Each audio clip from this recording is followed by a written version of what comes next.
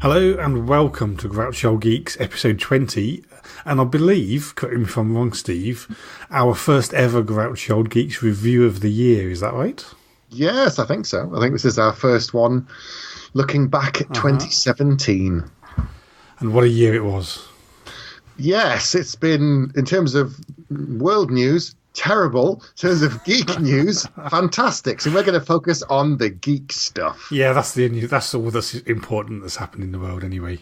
Yeah, all the good shit that's been going on. Exactly. Yeah. So before we get to that, for our main is going to be a review of the top things, films, TV, books, games. We're going to do a bit of news. So do you have any to kick us off? Yeah, I've got a couple of things actually, but which might, I don't think it's old news, but I was kind of, there's a couple of things where I just saw something mentioned in passing, and I was like, wait, what? This is a thing? Nobody told me about this. All right. So first thing I read this headline, basically saying Sir Ian McKellen has said that he would be happy to play Gandalf in Amazon's new Lord of the Rings TV show. Yes. And I was like, there's a Lord of the Rings TV show. So this is news to me, but it sounds fantastic. I really like the Lord of the Rings trilogy. I didn't like The Hobbit so much because of its well publicised problems. But I think doing it as a TV show, or at least doing something within the Tolkien universe as a TV show, especially if Ian McKellen's on board, sounds like a fantastic idea. I think what they're going to do, they're not going to retell The Hobbit or The Lord of the Rings. They're going to do stories before The Hobbit or after The Hobbit and before Lord of the Rings. But they basically said to Ian McKellen, how would you feel about someone else playing Gandalf? And he said, why does it need to be someone else? I'll do it. If someone asked me, I'll do it. And I thought, well, yeah. He said the Gandalf's 400 years old, so I'm not too old. Yeah. I was like, wow, okay. I don't know if they'll ask him. I don't even know if Gandalf will be in the stories. Oh, how could they not? I mean, really? Well, you never know. But it's a weird thing because Tolkien's it's all changed, really. I think it was his great-grandson that's now no longer in charge. Right. And so when that happened, they were able to then snap up the rights for all the other material. Mm-hmm. So the Silmarillion and all the other stuff. And this is now suddenly why there's going to be an influx of Tolkien world. It's the new franchise. We've got, Avengers, and it'll be something else, and now it's going to be Star Wars every couple of years. We're going to have a Tolkien thing, I think, every couple of years now as well. Yeah, it sounds like it. I envision the day when we'll only have cinematic universes, and movies will be like TV shows, and TV shows are like movies. So we're living in topsy-turvy land. It's true. So here's a weird headline that I read as well, and then thought, what? Wait, what? I had to go back and reread it again. So Quentin Tarantino is going to work on a Star Trek film. I know. So apparently he had a cunning plan of an idea, spoke to some of the right people, and they went, ooh, that sounds good. And J.J. Abrams is going to work on it in some capacity. Mm. And it might be that the film is going to be an R-rated adult film. But we don't really know that as such. We only know that he's come up with something. Now, one of the reasons they're looking at this as a possibility is that the last two Star Trek films in the Kelvin universe, as they're calling it, have not done very well. Mm-hmm. The first one did quite well as a sort of kicking off, and they thought it can only get better, but it's really done not what they expected at all in terms of numbers. So it's not quite a reboot, but it's certainly a brand new direction. Yeah, it sounds like so I was really excited by this. I think that so the news is kind of so new that I'm not really keeping my hopes up. I think it's a really exciting idea. I'd love to see him write something. I'd love even more to see him direct something, as long as he can kind of turn down the Tarantino-ness of his normal directing style. But I think having somebody like him on board would be absolutely fantastic. And how cool would it be if his idea was next generation based? I don't know whether it is. I don't know. I think it's still going to be within the scope of the new Kirk and all the rest of it and that cast, which is fine. I mean, they definitely need to do something. They did the second one, and it was the Wrath of Khan again. The third one was just a bit of a mess, really. It was Too Fast, Too Furious with Kirk on a bike, and it just didn't work. The numbers show that the fans weren't entertained, and so that's why they haven't done another one. It was the wrong story or the wrong director or both. So something brand new for sure, and why not try something like this is my point. I just don't want Picard or whoever the captain is turning up and just blaspheming and swearing just for the sake of it. It's like, yeah, in the right place, and I just don't want him, decapitating Klingons or whatever it might be, and just making it super gory, because it's like, well, that's not Star Trek, Yeah, and I don't think that. I think it would be. I think they would rein him in a little bit. I don't think he's going to be able to do like Reservoir Dogs in space or anything like that. Hopefully not. Yeah. No. But really compelling idea though, right? That actually to have somebody like him do his take on Star Trek sounds really exciting to me. More exciting to me than kind of what they're doing within Star Wars at the moment. Ooh, right. Well, dear. No. I mean, that wasn't even really a criticism, but I mean, it would be. I don't think in any conceivable universe, they would think about getting Quentin Tarantino to do a Star Wars movie. But wouldn't you love to see it? Like if he'd done Rogue One, could you imagine what that would have been like? Well, it's pretty dark enough as it is anyway. With him doing it, God knows what would happen. Yeah. So since that's not going to happen, and since it is a franchise aimed mostly at children, and I have absolutely no problem with that whatsoever. I think it could be a really exciting thing to see his take on Star Trek. And he's such a big fan. We know that. He's a Trek. It's not like he's someone who's come in and gone, I've got this great idea. Like, have you ever watched the show? No, but I've got a great idea. So, yeah. Anyway, what else has been going on? Yeah, so I only had one more piece of news, mainly due to lack of professionalism and preparation. Which was, and again, another thing that took me by surprise when I just read it, but the news might have been out for a while, which is we're fans of Ronald D. Moore's work. So he, to some extent, I'm not saying he saved Star Trek The Next Generation, but he did some fantastic things within Star Trek The Next Generation. And obviously we're huge fans of Battlestar Galactica. He did this fantastic supernatural pilot show that I saw that never got turned into a TV show. And now Apple are bringing him back to do his own new space drama show. Have you heard about this? Yeah, haven't they already given him like 2 seasons or something? That's right. Yeah, so they're not doing. They're not wasting time with pilots and things like that. They're just like saying, boom, straight into it. I'm excited. If it's something original from him, something new, it's back to space, which we know he's really good at and he's very strong at. That can only be good for TV. Yeah, and so since Battlestar Galactica, he's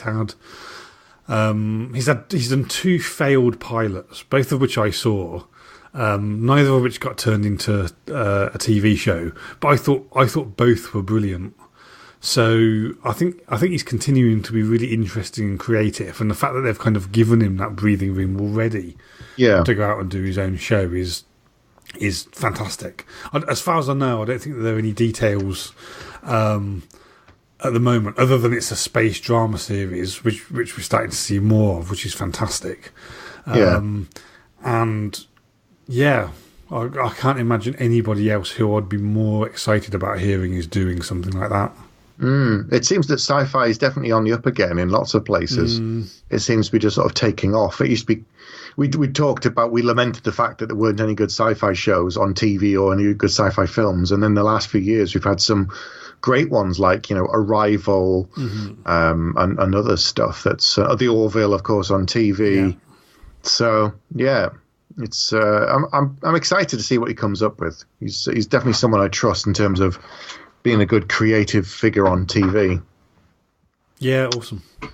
Next bit of news I had, sticking with the sci-fi theme, is that Netflix, which is particularly Netflix excites me because they've optioned the film rights to John Scalzi's Old Man War series of books. Yeah, so I read that. I read this and then forgot all about it, unfortunately.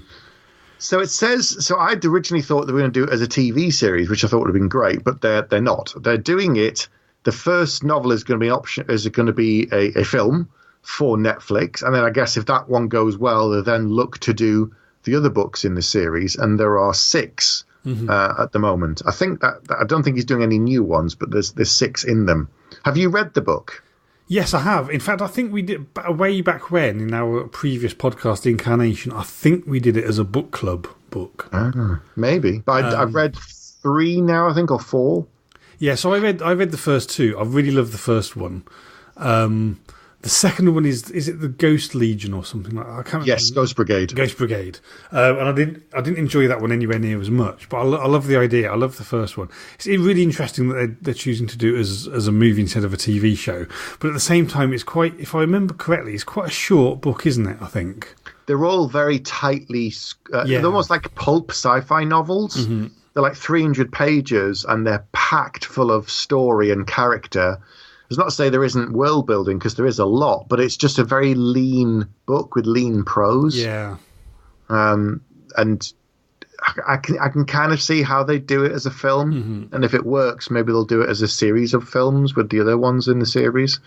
So, be very, very interesting. For those who have no idea what we're talking about, we should say Old Man's War is set in a future where, when someone gets to retirement age, they have an alternative. Instead of staying on Earth to die, they can leave the planet and join the colonial defense forces.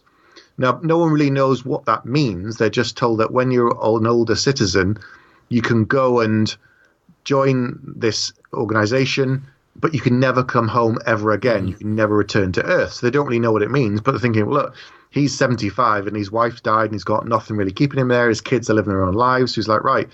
John Perry says, right, I'll go. And he gets blasted off into space, gets to this space station, and then they reveal the truth to him of what it actually means that he's joined the Colonial Defense Force.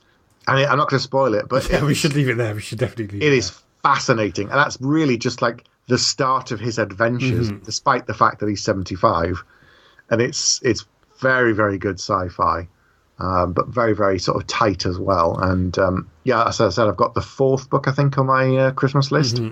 So if Santa's nice, I might get to read the next adventures of John Perry. Yeah, now that Amazon on the ball, you need to read them in a hurry, because they'll catch up to you in next to no time. Yeah, Netflix are crazy. Good bit of news is that Netflix, again, have renewed The Punisher for a 2nd season. Yeah, brilliant. I'm only about halfway through it at the moment, but I'm really enjoying it. Right, I can't really say where you're up to, but I think it's absolutely fantastic. He's been the best version of the Punisher I've seen. John Bernthal has really impressed me. He's just brilliant. And Netflix have kind of revealed the shows for next year. We're not sure when Punisher's going to air, but next year we're getting season 2 of Jessica Jones in March, Luke Cage season 2 mid-year, and then probably Daredevil towards the end, season 3 towards the end of 2018. So probably not going to see Punisher until 2019 again, I would think. Yeah, what a fantastic schedule, though. I mean, they're just hitting it out of the park at the moment. And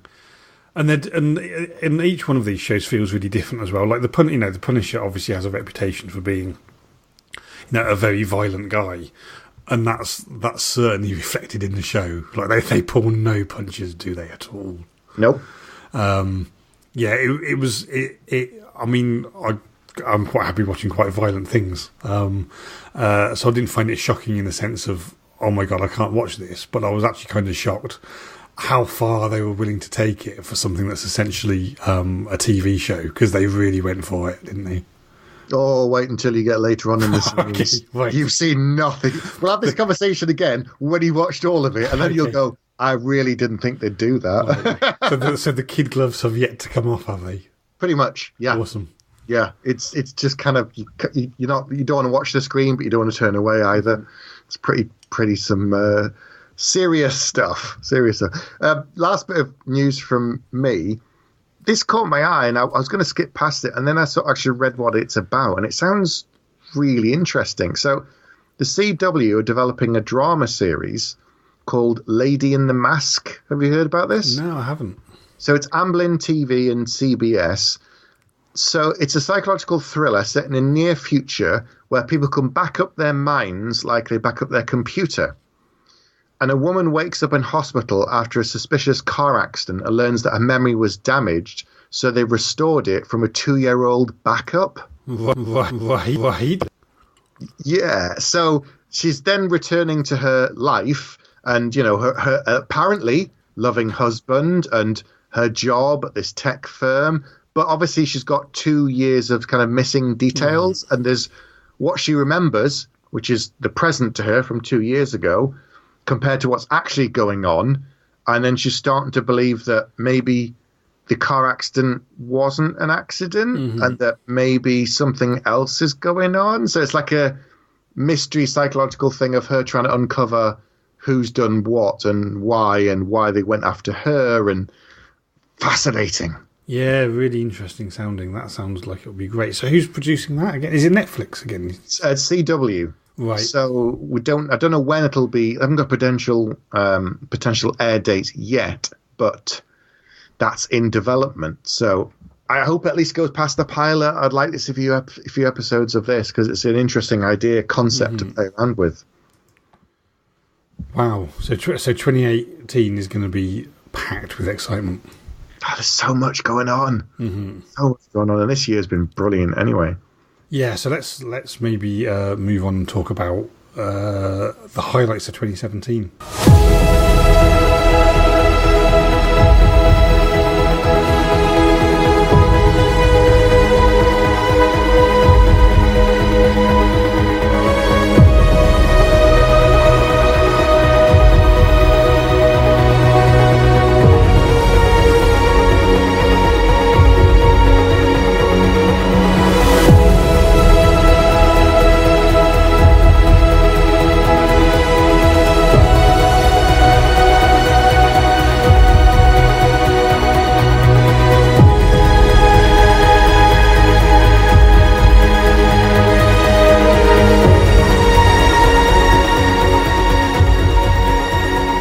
Welcome back. For our main feature, we're going to talk about the best of the best, the highlights of 2017.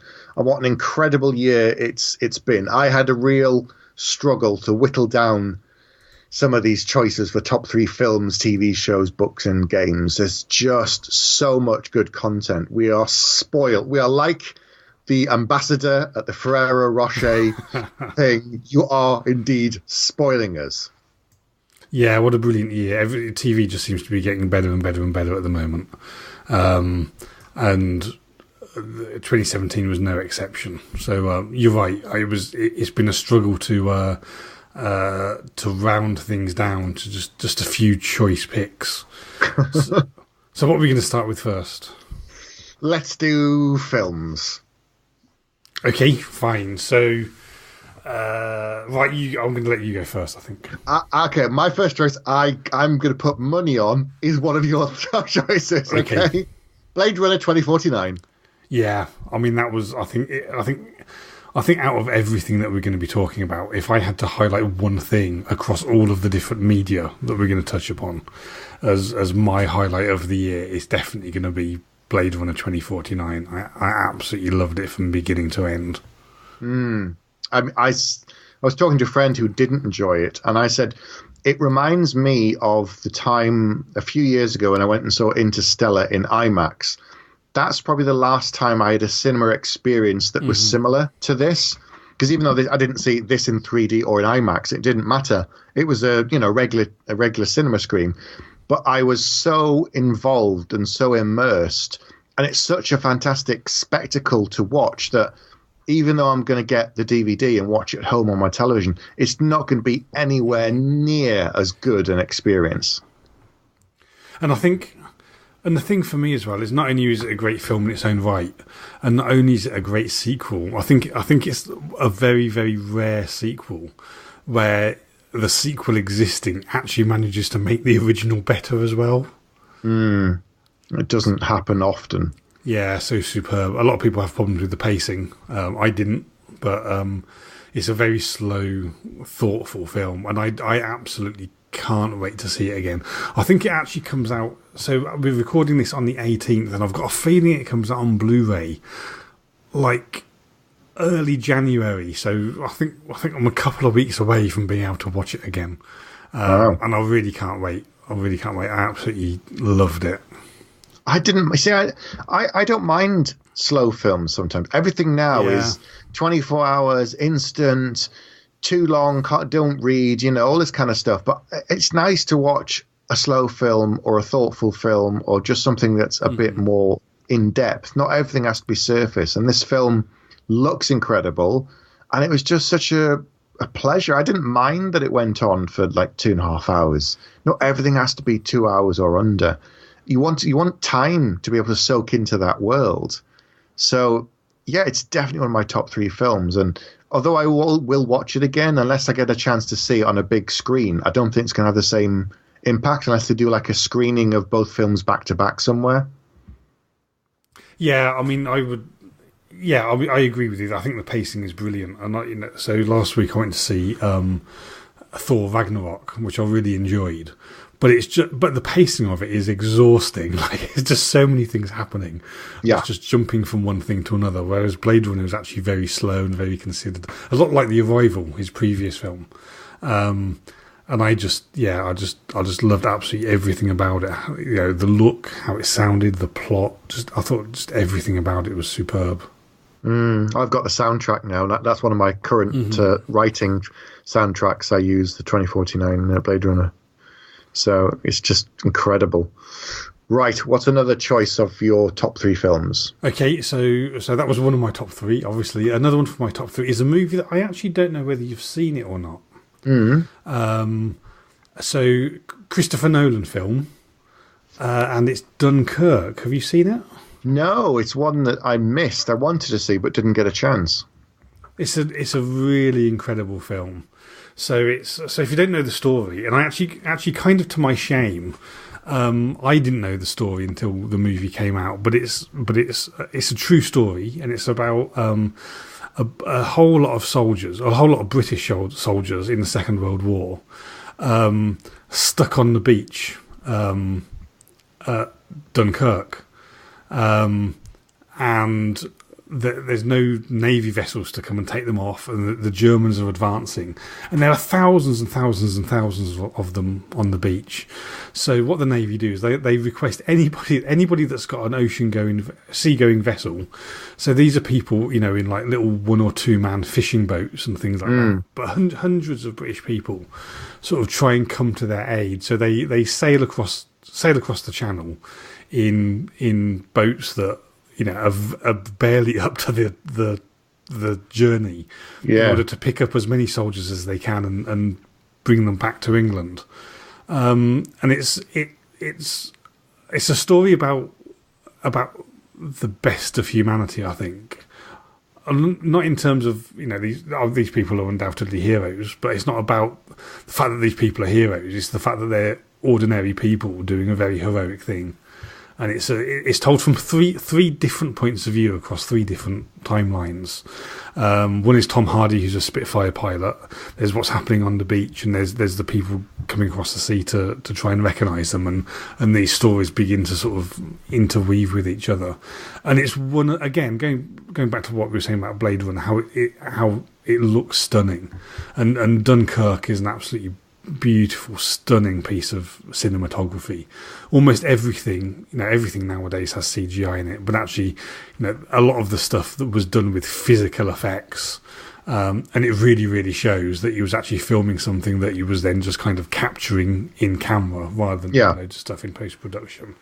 And it's, as I love Christopher Nolan, and this is really an example of Christopher Nolan at his best, and it's a movie that out of the cinema stuck with me for a long time afterwards as well. And again, it's a film that I've not had a chance to see a second time, but I'm kind of really, really excited about it coming out so I can watch it again. It's interesting that for a long time people are saying, oh, well, everything's happening on TV, that's where it is now, that's where all the best stories are being told, and there are great stories there.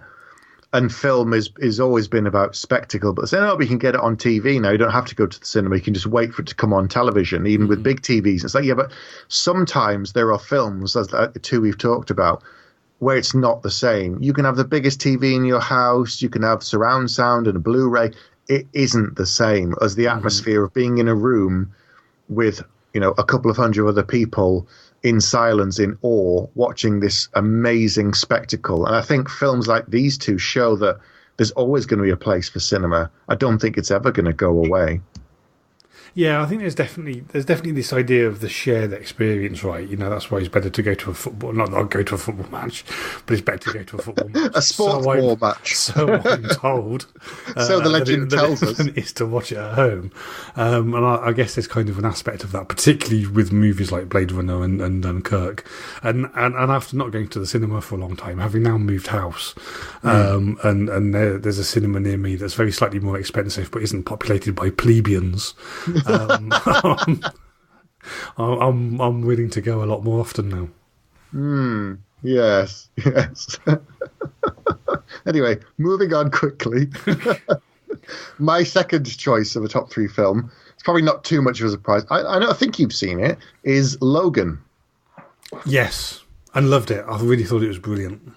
It's probably the best X-Men film I've seen, in that it's really not an X-Men film at all. It's a Western, it's Unforgiven, it's post-apocalyptic, it's about a man on the run. It's very much modelled in the Western style. The fact that they mention a Western Shane in the film. It's about human nature, it's about family, and yet it borrows stuff from all of the X-Men films before, but it does it in a good way that isn't overbearing. It has nods to lots of different stuff in there. There's little Easter eggs for the fans, and I think Hugh Jackman was incredible. I think Patrick Stewart was incredible in it. I absolutely loved it. I've seen it twice now. I'll definitely be getting this on DVD to watch. And it's just such a good film. Yeah, it's superb. I really loved it, and I think there's I remember reading an interview. I think it was with Hugh Jackman, where he said he and Patrick Stewart sat together at the premiere and watched it. And then afterwards, after the end of it, Patrick Stewart turned to Hugh Jackman and said, "I think we're done now. I think that that was they've done everything that they need to do with." Professor X and Wolverine, like they can't top that film, and I think that's true. I think that I'm sure we'll see them both played by different actors in these young X-Men movies and things like that are coming out. But I think in terms of Patrick Stewart and Hugh Jackman, what a note to end on, because it was brilliant, and they turned both of these characters from. Actually, I mean, I quite enjoyed the X-Men movies, but they were of a different age. Superhero movies have moved on since then. Yeah. And as much as I enjoyed them, they were kind of cheesy. And even though they're not that old, they are kind of from a different age of superhero movies nowadays. And I think this took that idea and it just took it to a real extreme with these characters, and it did something. Actually, I don't think I'd ever seen before. Something really original and unusual with these characters. And I know it's very, heavily based on a well-known comic book series, but actually there was something really, really special about that film. As in the wider X-Files and wider X-Men franchise. And I don't think we'll see a similar film again for a long time.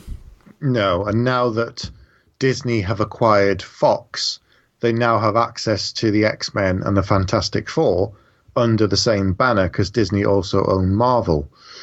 So I think it's also going to be a good place for kind of a reboot in some ways, that in future Avengers films, you'll now have X-Men popping up, maybe the Fantastic Four popping up, and they can build out. But I think they will do it with new actors playing these characters. So I think it's definitely the end for Hugh Jackman and Patrick Stewart. But I agree with you. I don't think it can get any better than that. So it's a great place to leave it. Okay, what's your third film of the year? So I think this one might possibly surprise you. Actually, I'm not sure whether it will or not. But the one that I thought I decided to put in third. Again, I have to say, stiff competition, considering that there was so many great films out there. But I decided to go with Wonder Woman in the end. Really interesting. Yeah, so I really liked it, in part because, DC haven't been doing that well lately, and I saw Wonder Woman. I just wanted to go and give DC a big hug and say, you can do it. There is, yeah, well done. But I seriously, I loved it. I mean, I thought it was. I love the fact. I really liked the setting that they gave it. I liked the fact that they went back to World War One and the ensemble of characters that they had. I like the fish out of water kind of things that they did with, her coming from this island where she was completely isolated and trying to get used to society. I just thought it was really superbly done. Apart from possibly the end, but up until that point, it was a film that I went in honestly with such low expectations, and I enjoyed it so thoroughly that it was definitely one of the highlights of the year for me, I think. Okay. So my third film is kind of a toss-up, but I'm not really sure. It's either Thor Ragnarok or it's Guardians of the Galaxy 2, which was only this year. Hard to believe, but it was May, I think, June time. But it feels like it was ages ago. It just shows you how much has gone on this year. I think it's probably going to be Guardians. I did enjoy Thor. As you said, it was quite exhausting. It was really funny. There's lots of good stuff in there to do with family and fathers and sons and great nods and all that kind of stuff. But I think Guardians 2 beat it for me, because there again, there's more stuff about family and fathers and sons in that, and it's just full of heart and action and comedy, and it was a great sequel that carried on from the first one, and just some brilliant moments in it that really made me laugh. And I'm all for kind of fun action films at the moment, and just keep me uplifted, I think, in these dark times. So yeah, Guardians of the Galaxy 2. Yeah, interesting. So I think I prefer the original, I have to say. I liked Guardians of the Galaxy 2. It was interesting that it was, in a lot of ways, it was a much smaller story, really, wasn't it, the sequel, because it was much more, like the first one was much more epic and, with these, bad guys and, intergalactic fights and stuff like that. Whereas this kind of had that, but it was really about, Star-Lord and where he comes from and who his father is, and a lot of it was just on confined to that planet and exploring the mystery of all of that and stuff. But I really enjoyed it. Like I say, I think I preferred the first one. Out of the two, I definitely preferred Thor Ragnarok, which I thought was great. The only thing that I thought was disappointing about Thor Ragnarok was that I think there was at least 3 brilliant films in there that they sort of compressed into one.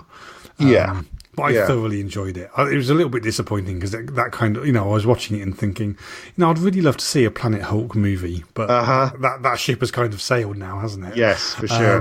And they could have made a movie out of this other plot line that they've got, which is really cool and interesting. So it was, just the density of stuff going on in that film was a little bit bewildering. But I loved it. So at the beginning, I was really unsure about it because it was kind of jumping around so much to start to try and bring all these different disparate plot lines together. Yeah. It was not confusing, but it was a little bit incoherent, I thought. But as soon as they kind of established all of these different plot lines and they started to actually properly be able to tell the story, I loved it. I really thought it was brilliant. Cool. Right. What do you want to do next? Okay, how about moving on to TV? Yes. Okay. Shall I go first? Yeah, go on. One of the ones we've already talked about a little, you're halfway through watching it, is The Punisher. all of the Netflix shows have been brilliant. They're all, as you said, very, very different. The Punisher is not superhero connected in any way. He has no powers. He's just an ordinary man. And I like that for a change, in that a lot of the stuff I watch is quite genre and there's some sort of supernatural elements or sci-fi or something. And here, this story is just about an ordinary guy with essentially an unbreakable will and a thirst for vengeance that can never really be quenched. And it's him trying to fit into a world where he just doesn't work anymore, and trying to evolve and trying to change. And it's incredibly brutal at times, but the acting was incredible. The set, even the bit part characters that come in, everybody did really well. There's no weak points in that entire show. So that's why it's on my top 3. Awesome. Really cool. Yeah, so it was actually, because I couldn't actually realistically get these things down to 3 things. For these categories, I had sort of honourable mentions as well. So I didn't feel like I could put that at the top because to my shame, I haven't watched the whole thing yet. But that was definitely on my list of honourable mentions, and I'm really enjoying it. Like we talked about earlier. Okay. So for me, I know we've talked about this in the past. I don't know whether it was going to make your list or not, simply because there's so much good TV out there. But just kind of for the sense of, coming home again, I had to put down the Orville for me. That's on my honourable mentions. Okay. Yes, this is a Star Trek show. Really, that's how you do a Star Trek show. 100%, and it's how you do old style Star Trek as well. This isn't Star Trek that's been updated in any way at all. This is. I think I saw an article and they described it as Seth MacFarlane's love letter to Star Trek, and I think that's exactly what it is. It's Star Trek in everything but name, and the storylines are great, and the characters are brilliant, and I just absolutely love it. And so season 1 is finished. Fantastic news is that there is going to be a season 2, and it's just great.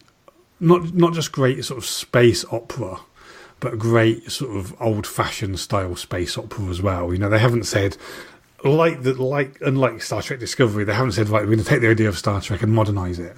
It's like we're going to take the idea of Star Trek and keep it exactly as it always was. And I just loved every little thing about it from beginning to end. Yeah, it's phenomenal. It's just, it's really, really good. There's nothing I can fault about it. I just absolutely love it, and it's such a great show. But yes, it's on my honourable mentions list. Second one for me, there again, it's, as you said, it feels like coming home after, and we were waiting for this for 2 years, maybe 3 years. It's Stranger Things season 2. Right, so that was also on my list as well of highlights. It's so good. I mean, some people whinged about it and complained about it, but there again, I can't fault it. The kids they got to do the acting are so good, and the girl who plays Millie Bobby Brown, who plays 11, she's incredible. She's just phenomenal. She can do so much without saying anything. She's so good at communicating through her eyes and just her expression. And all of the others were brilliant. And I like the fact that we got chance to evolve some of the others. So it was less focused on her to some degree. She was still a large part of the story, but we got more stuff to do with Hop and Mikey and all the other kids. And it was just, and also we got to meet 8, which was very interesting stuff. Yeah, I mean, I was really uncertain about Stranger Things too. I kind of felt like, they'd managed to capture lightning in a bottle once, and it was this great self-contained thing. But they'd kind of exhausted all of their movie references, and how are you going to sort of retread that same ground again? But they did, and they did it brilliantly. They did a whole bunch of other really cool references, everything from them being dressed as Ghostbusters for fancy dress, and a lot, many, many, many more, much more subtle things than that. And, the humour is absolutely on point, and the storyline was great. And I was really uncertain, going in and watching the start of it. And it took me a few episodes to realise, actually, they've managed to nail this a second time. And they really, really had. Yeah, so I love it. They just, they nailed it. They nailed it the first time. They nailed it the second time. And you're right. You know, so much of it rests on. You know, they could have all the brilliant soundtrack and all the brilliant plot and all the references, and it would be filmed brilliantly. But at the end of the day, it lives and dies on those kids. And I don't know who managed to cast them, but they deserve. I don't think Netflix gets Emmys, does it? But if it did, they would deserve an Emmy for casting that show. And not just the kids, but it's great to see like Sean Astin in it, and you know, Winona Ryder, and you know, all of these other little cameos that you get. So absolutely brilliant show. Cool. What's second on your list then? So, well, I guess this is kind of third because Stranger Things 2 was on. Was on my list as well. But this is a show that we have talked about in a little bit in the past, which to me came as a complete surprise. This wasn't like a Star Trek Discovery where you know, I'd been waiting for this for a year and we'd had like, you know, little mentions of it and, you know, shots and articles, and they were dribbling out information. This was a show that I'd absolutely never heard of before. And I was sitting at home and, you know, flicking through Netflix. I tend to play the meta game with Netflix, which is that I spend more time picking something to watch on Netflix than I actually do watching stuff on Netflix. Right. And I thought, I'll give this a go. It looks kind of vaguely interesting. And then several hours later, having smashed through the entire TV series in one sitting, I thought, that's actually quite good. I know what this is. Yeah, this is The Good Place. Yeah, it's on my honourable mentions as well. It's so cleverly done and so funny. It's only short. They're like 25-minute episodes, but it's such a clever idea, which I was worried about season 2 when I'd burned through season 1 very quickly, and when I got season 2 I thought, can they keep this going? How are they going to do it? But it does find a new rhythm, and it does work really well, and I think it's been picked up for season 3, which is good news. It's a really, so if you haven't heard of it, or you haven't heard of us mention it before, this woman wakes up having just died, and she's told that the majority of people end up going to the bad place because they're not particularly nice people. But there's a very, very small select bunch of people that go to the good place. And she's told, don't worry, you're in the good place. But the problem is it's a case of mistaken identity. And she's on Earth, she was an absolutely vile person. And now she's in heaven, hoping that she doesn't get caught.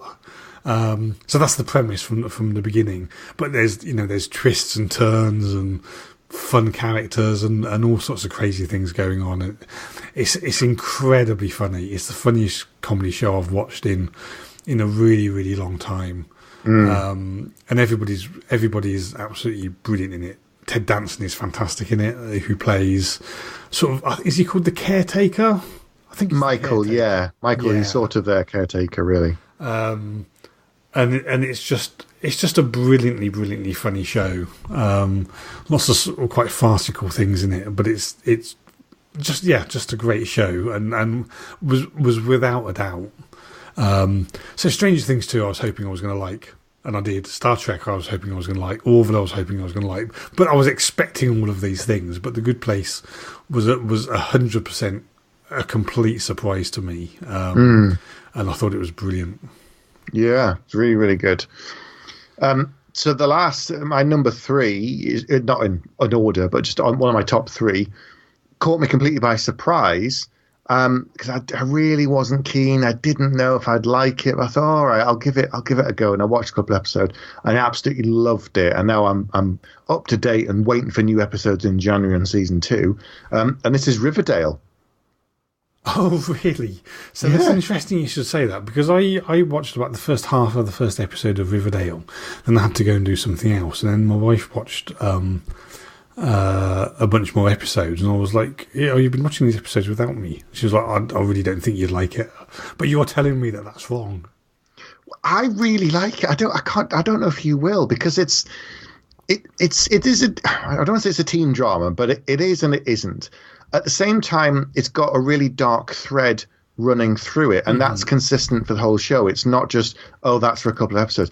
So it's about it's. Do you know what it's based on? It's based on the Archie comics, isn't it?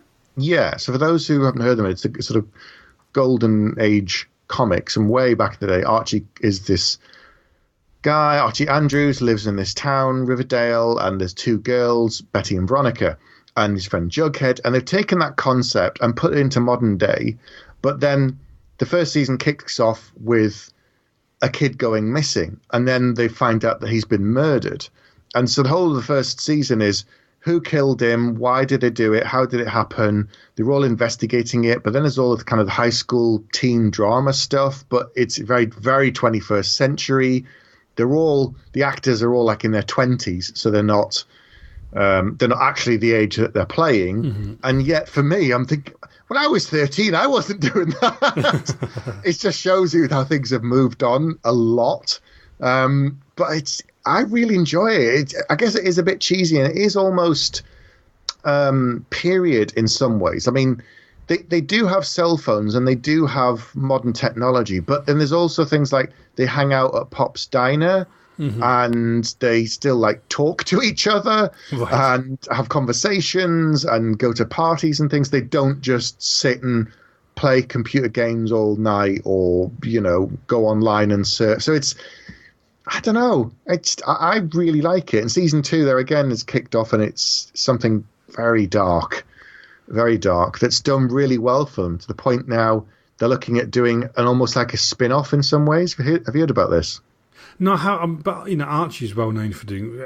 Archie's been around for decades, and you were saying that there's Archie and Betty and Veronica and Jughead, and it's been it's sort of this sort of very traditional kind of sort of very I don't know what you call it, sort of apple pie American kind of a comic, and there's been all sorts of spin-offs. So actually, probably in the UK, people would have heard of like Josie and the Pussycats, mm-hmm.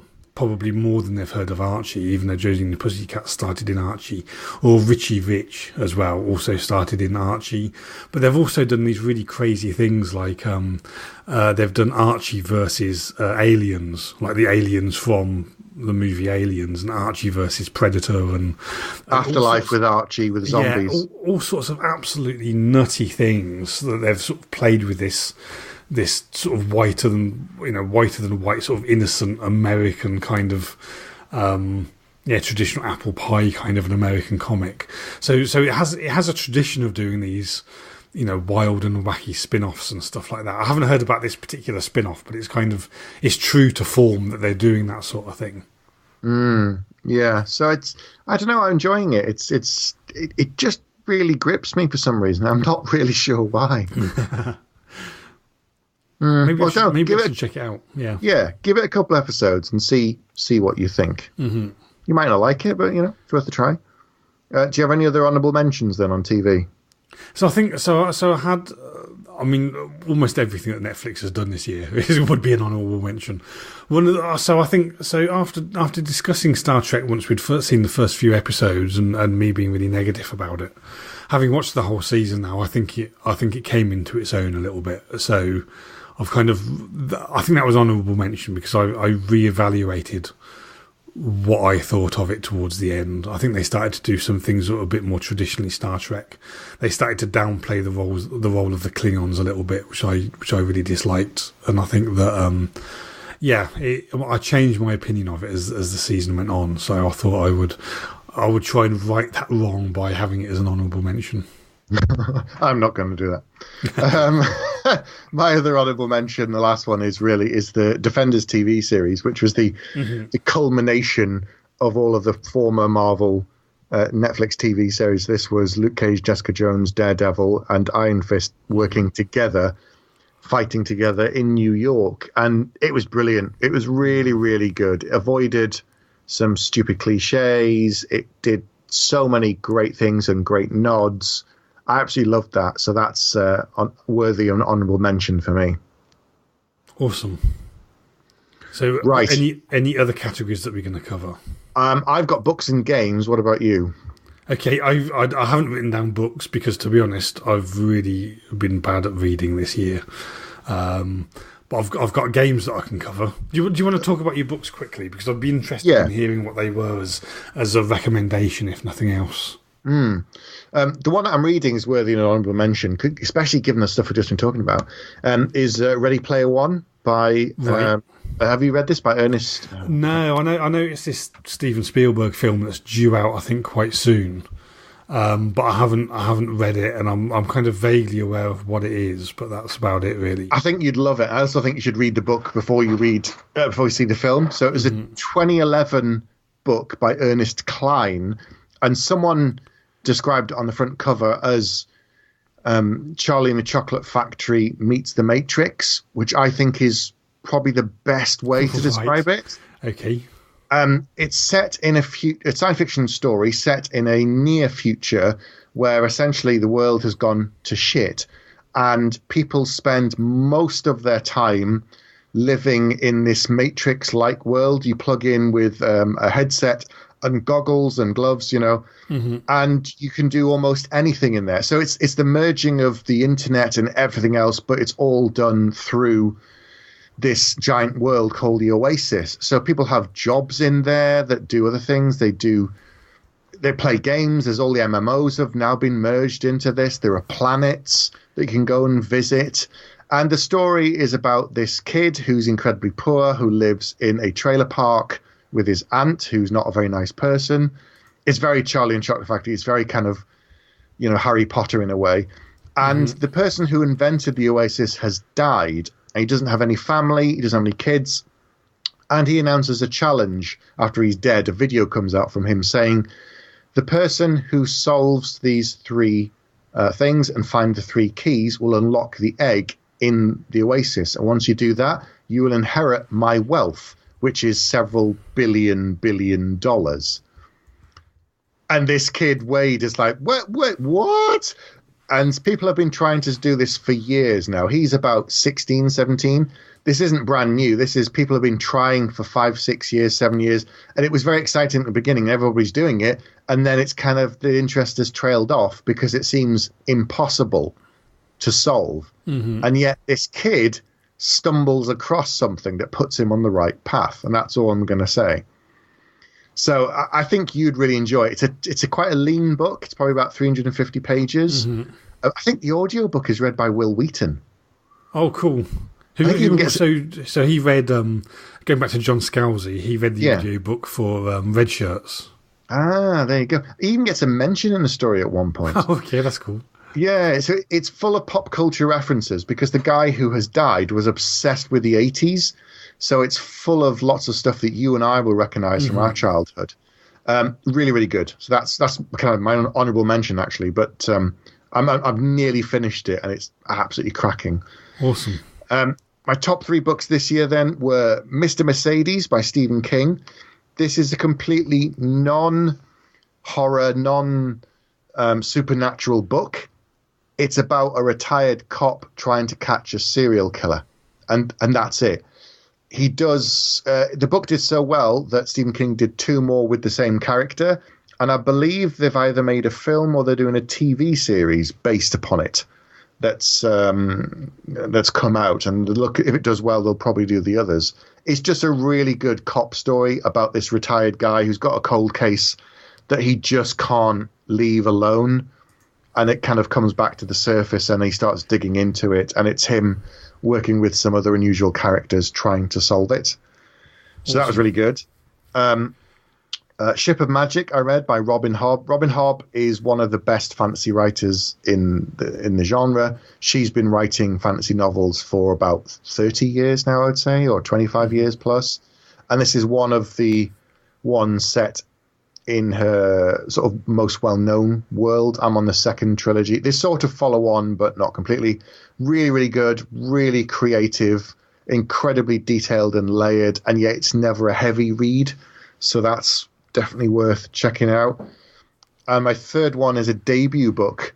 It's Age of Assassins by R.J. Barker.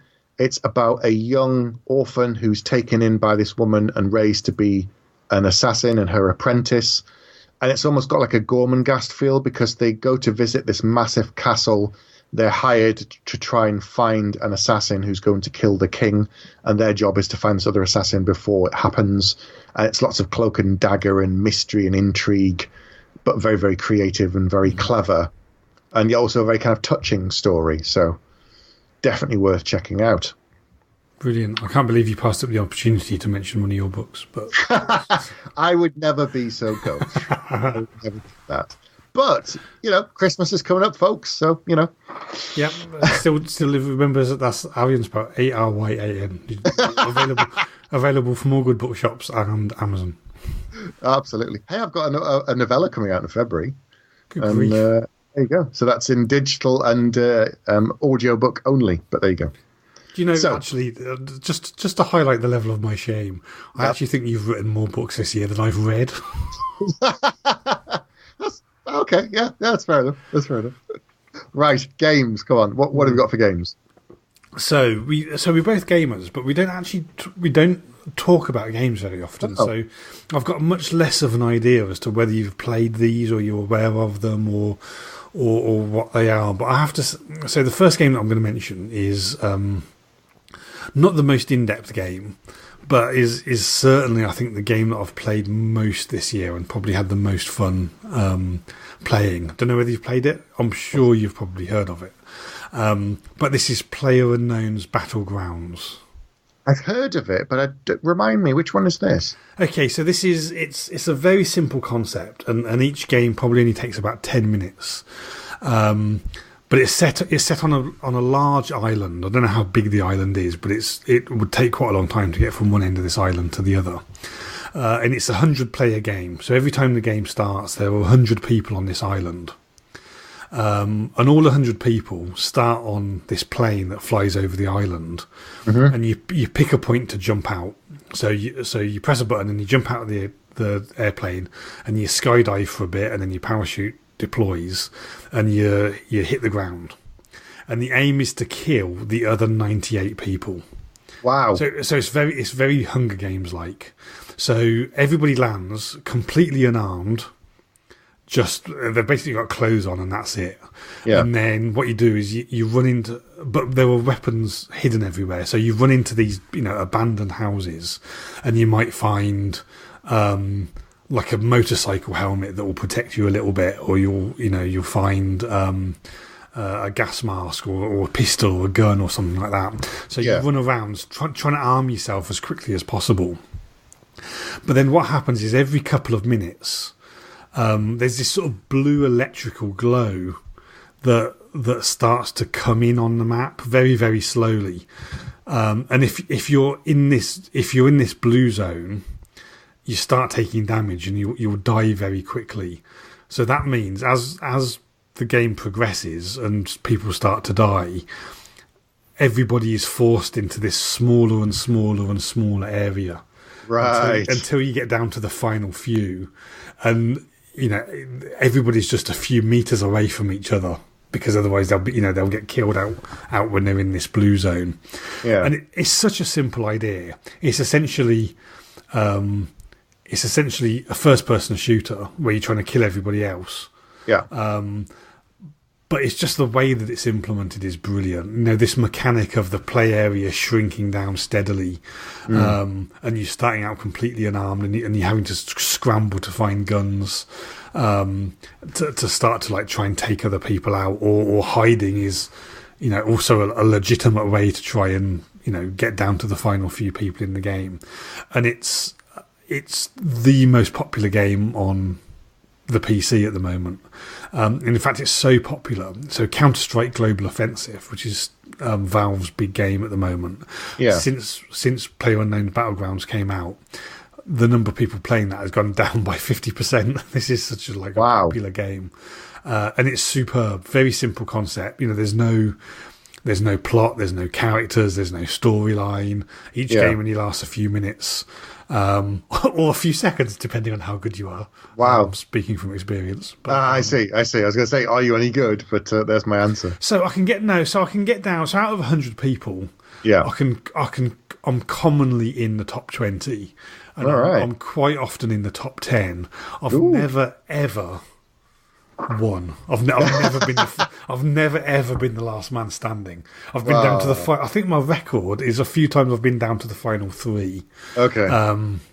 But I've never actually won. But that it doesn't bother me. It's such an immediate, accessible, pick-upable game that it's really great. It's really worth checking out. Okay. It does sound good. In similar sort of ways, in some things. I came across this game. It's been out for a while, actually, but I only started playing it recently. Overwatch. Yes, I've got Overwatch. We should friend each other on Overwatch. We should. So I used to play Warcraft and all the rest of it, and I stopped. I've been clean for about. We used to play together, actually, didn't we? Yeah, play Warcraft. So I've been clean of Warcraft like an addict. I've been clean for about 5 years, 6 years now, because I didn't want a totally immersive game that has no end. So I've played a few games this year, but I've picked them very carefully because I know that they have a start, a middle, and an end, or they're the kind of game like the one you've described where you can jump in, play for 20 minutes, half an hour, and jump back out, and then that's it. You don't need to keep going and playing all the time to feel like you're going to lose something. So Overwatch is that kind of thing. It's player versus player. You pick a character, 6 versus 6, apart from various other challenges, and you fight each other and you have to beat the other team. I've joined the leaderboard thing and started having a go on this current season. And it took me a while to find a character that I like. I'm now starting to get quite good. My average rating is more wins than losses. But the current season's every 2 months. It's coming to an end. Right. When the next season starts, I should do better because I've been practicing a lot with this character. So, yeah. So Overwatch is it's done. It's another Blizzard game. So yes. Same people that do World of Warcraft, and it's basically a first-person shooter. The games are very immediate. Like the games, I'm guessing they kind of last about 10 minutes. Yeah, 10 minutes ish. So it's very like. Sorry, that was Google lady. So they're very sort of immediate, and you can pick them up and play. But the really interesting thing about it is that there's loads, and I can't remember how many different characters, but there's loads of different characters. Each one plays completely differently, has different skills and special abilities. And the thing that I think is really clever is on each team you pick 6 of these heroes to play. I think it's 6. Yeah, 6. Yeah, 6 of these heroes to play, and they're all completely different. But at the same time, the game manages to be balanced, even though all of these characters are completely different. So it's very, very well designed. The graphics are very. When I say cartoony, it's kind of, I think that's sort of doing it a disservice, but it's sort of very bright and colourful and very striking graphics. And it's a really great game. That's a game that so there's games that I've kind of got into more, like The Witcher 3 and stuff like that, which I've played constantly for a while, and then once I've completed it, I've uninstalled it. But Overwatch is a game that, even though I don't play it constantly, I always have it installed, because if I've got 30 minutes to spare and I want to play a computer game, I can go in and absolutely be 100% guaranteed to get that done, and then be able to kind of move on. And it's great fun. It's got a great energy to it. It's brilliantly designed. And now there's the official games leagues, which I think is insane. I think we talked about this, remember? Where they're doing, like, is it America ESPN is their games channel for sports? They're basically doing a professional Overwatch league where, in order to join, to play your team, it costs $20 million, I think. It was something absolutely astronomical just to get a seat at the table. It was which sounds insane. But you can sort of understand it. There are people that play it and watch it, and the rewards are obviously very big. But they've now got this great thing in the game where they've got the path to becoming a professional. So every 2 months they have this tiered system where you play against other people, and then the top people can advance to go on and have a chance to play in a professional league. And then the best of those then have a chance to join one of the teams. So it's a kind of a tiered system to separate the wheat from the chaff. But still, it just sounds ridiculous. But I'm obviously not anywhere near that good. I just play it for 20 minutes, have a break, go off and do something else. So, yeah, that's one of my games, top 3. Yeah, awesome. So this is a game. I'm not sure whether this came out this year, but it's a game that's been loads and loads of fun. Actually, both of the things I'm going to mention aren't. Well, one isn't a computer game at all. This is a computer game, but it's not kind of a traditional computer game. I don't know whether you've played it, but it's called Keep Talking and Nobody Explodes. No. Have you not heard about this? It's What's absolutely this? brilliant. So very, very clever idea. So it's a game, it's a computer game, but it's designed to be played by multiple people in the same room. Right. And one person sits at the computer, and they're the only person that should be able to see the computer. And on the computer screen is a bomb. And this bomb has all sorts of buttons on it, and it has like buttons and wires and things that you can cut, and keypads that you can enter and stuff like that. And it's sort of semi-randomly generated. Right. And the person at the computer is the person that's charged with defusing the bomb. Now everybody else in the room, which can be as many people as you like, has a manual. This is something that this is a PDF that you can get from the website. Right. And it's something that you can literally print out that says, for this particular combination of wires, you need to make sure that you cut this wire, but not this wire. And if you've got a keypad that's in this configuration, you need to press the buttons in this order. And the instructions are kind of deliberately complicated and obscure and things like that. So the way that you play the game is the person at the computer sees the bomb and goes, okay, I'm looking at a bomb. I've got a bunch of 3 wires that's going from the left-hand side to the right-hand side. 2 of them are red and 1 of them is green, and the one that's green is the one in the middle. And then everybody has to sort of frantically flick through this manual, trying to work out what wire do I need to cut and stuff like that. And once they've got past that bit, okay, now it's open this panel where there's a keypad there, and the keypad is all Greek characters, and it's like, and they have to give you It's a game of communication. So the person at the computer has to really, really clearly tell them what they can see, and then the people have to read the instructions and really, really clearly tell that person back what they should be doing to this bomb in order to defuse it. And it's as stressful as it sounds, let me tell you. But it's a really fun game. It's a really great game to be playing with, friends all in the same room. Yeah. And it's a brilliantly clever and original idea. And again, going back to things like Overwatch and PlayerUnknown Battlegrounds, the bomb goes off in like 5 minutes. So that's as long, that's the maximum amount of time that a game is going to take. And there's different levels of complexity and things like that, and it builds up stuff. But it's incredibly fun. Incredibly fun if you've got people round, and it's super cheap as well. I actually looked up the price of this, and it's currently on sale for £3.79, so you can get it crazy cheap. And it's just loads of fun, just a really good party game. Okay, no, I've not heard of that. You should watch. Brilliant. You should watch. There's loads of YouTube videos of people playing it and them getting because it's really stressful. Yeah, I can imagine. Game, it's really stressful.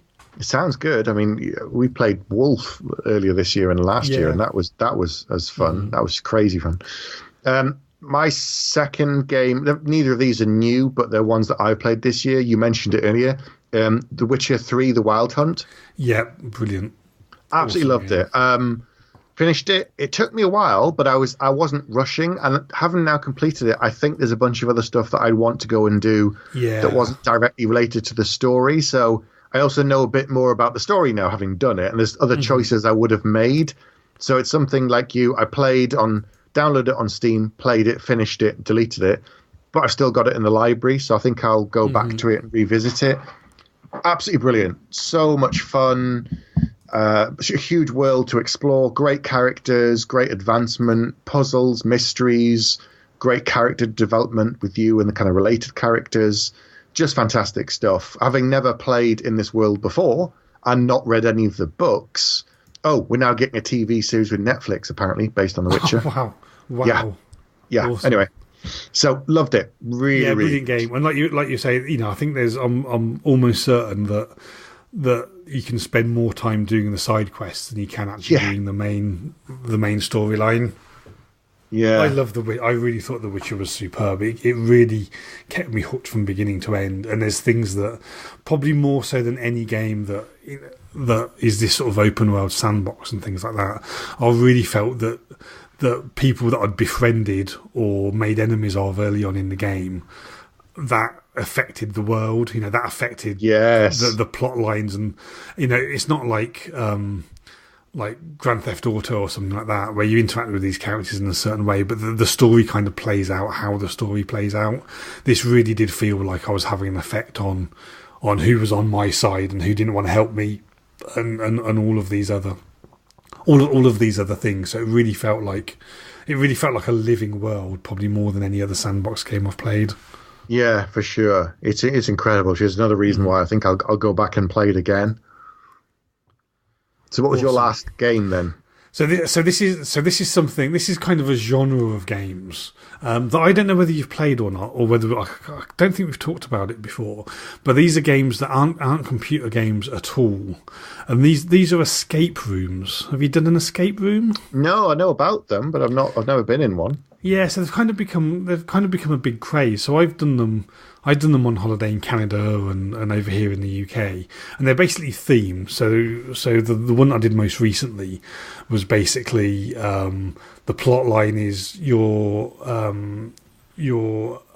bunch of detectives, and you need to break into this guy's office and try and open the safe, and in order to get some evidence out of this safe that this guy was like a Nazi war criminal, but the guy is coming back from lunch in an hour, and if he finds you in the office, he's going to kill you. So you go into the room and you find the safe, and then you start to try and piece together clues, and the desk drawer is locked, and you need to try and find a key to unlock the desk drawer and things like that. So it's basically kind of a series of puzzles that you're all there in the room trying to solve together, and it's fantastically good fun. Again, it's something that you all do. It's a group of you do it, all hanging out together. You're there in the room. Some of them are absolutely brilliantly themed, and I think I've probably done about a dozen now. Wow, that's a lot. They're really. I mean, it's not a dozen this year, but a dozen. Since I started doing them a couple of years ago, and they're really, really good fun. Or kind of like a puzzle game, but made actually physical and real, and in some case there were actors involved, and they're awesome, and it's become such a huge craze. If you live, I think, probably near any sort of reasonably sized population, like a town or a city, there's probably somebody that's doing it there, and you can go along, and I think that's probably the highlight of gaming for me this year, again, because kind of like the board games that we've talked about in the past and Battlestar Galactica. Yeah. It's something when you're physically there together and you're trying to solve a problem and work on stuff together that's really appealing. So in terms of gaming highlights, as much as I love computer games, I think that's probably my favourite thing in gaming this year. Cool. So my highlight, and probably the best game I played this year, I think out of all the ones I've mentioned, is in that I'd played the others earlier this year, and I sort of did them all in one big burst, is Mass Effect 3. Right. So I hadn't played any of the previous ones. I'd seen them and never actually got around to playing them. So I played them through. I started with number 1, loved it, burned through it, played 2, realised I'd missed a whole bunch of things and that stuff carried over from 1, including my character. Mm-hmm. So I went back and did 1 again, and I played 2. And by that point, I was properly into it, and then played Mass Effect 3 this year. I absolutely love it. I mean, the world building, the different races, they're so unique, they're so distinctive. The characters, the fact that you carry your own character over, and there has an impact there again on things that you did before, has an impact. It feels like it makes a difference to the second game, and especially the third game. Absolutely phenomenal. I just really loved Shepard and all of the characters that surround him. The fact that even when you're not doing missions, you can go and talk to them and see how they're doing, and you have relationships with them that go up and down, and it changes. Brilliant stuff. I really want to play Mass Effect Andromeda, but it's a bit expensive at the moment. And I'm not quite sure if my PC's up to spec. It might be, but I'm probably going to leave it a little while till the price comes down. But absolutely fantastic stuff. Really, really looking forward to playing more of it. And I hope Andromeda isn't the end of that kind of world. Yeah, so I've heard, I've played. I haven't completed the first Mass Effect. I really liked it, but I kind of drifted away a bit. But the first one is great. I've heard that the second one's even better. Yeah. But to be honest, the only thing I've heard about the third one is it has a terrible end, and I don't know what that end is, and I don't know how the plot plays out. But I've heard that everybody hates the ending. But I don't know if you find that or no. The ending's fine. There's 3 different choices, as with all of these things with the game. There's 3 options you can do. The endings, I don't know why people are saying that. I don't agree. Given what happens, and it's the end of the era with Shepard. Andromeda isn't with Shepard. It's with someone else, and it's like 100 years later. So it had to end in one of 3 ways, and they kind of give you those 3 choices at the end of the game. So I would say play the first one, port your character over to 2. 2's really, really good, and 3 is fantastic as well. And obviously, the graphics get better because there's sort of 4-year jump between each of the games. So by the time you get to 3, it looks amazing. right. So Andromeda must be fantastic because that's only this year, I think it came out, or late last year. I'm not sure. Awesome. Yeah. So yeah, that's my top 3 games. Right, so I think, looking at the time, we should probably draw things to a close. But I think we can definitely conclude that it's been an incredible year for entertainment. And next year, there's so many good things coming up: TV, films, games, just fantastic stuff to look forward to. We're so spoiled; it's quite sickening. We don't have time to watch all of these things now and catch up because there's just too much of it. You have to just pick and choose. Mm-hmm. So, what were your highlights of 2017? Get in touch and let us know. grouchygeeks@gmail.com. Come onto the Facebook group. And we always say this, but I think it's worth mentioning, especially with it being Christmas, that if you like this podcast and you enjoy it and any of the others on the kind of Geek Syndicate network, then come on to patreon.com/Geek Syndicate and help us out there, because that would really be appreciated. So, what a year. Yeah. And here's to 2018. So yes. Have a great Christmas. Yeah, everyone have a nice few drinks. Yeah, and we'll be back in early 2018. Yes. But in the meantime, it's good night for me. And it's good night for him. Good night. Good night.